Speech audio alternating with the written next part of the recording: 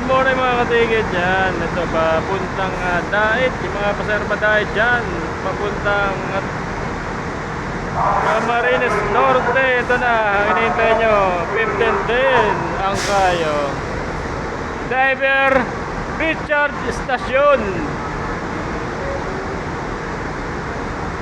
Ang kayan. So ito yung mga pambatambas ng Dait ito. Ang kay.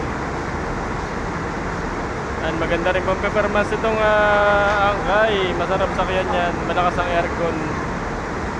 Saka hindi matagtag.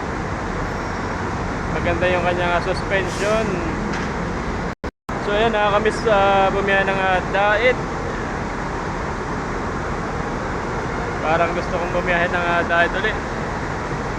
Para maiba-iba naman. Maiba-iba naman ang linya.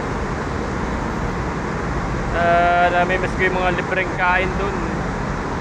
At saka yung klema pag umaga na. So dalawang angkay ang pumila dito. Gayang Bisaya naman itong isa 15-16 no? And loading na ng pasero. Nagsasakay na ng pasero pa Bisaya. Ayan. Ayan, hanggang sa Taritay lang yung mga papuntang Ormoc, Tacloban. Hindi pa nakakatawid ng San Juanico Bridge. Hanggang Santa Rita lang sila. Napuno ng tulay. Tapos ay meron na itong shuttle.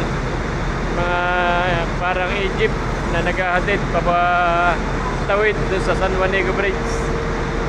So ganun ang sistema ng pagbiyahe sa Bisaya ngayon para Tacloban, Masin, Ormoc, San Ricardo. May mga shuttle ng DLTV ron na nagsusundo. Tapos ay DLTV rin na magsasakay sa inyo papuntang Ormoc, Tacloban, San Ricardo, Masin.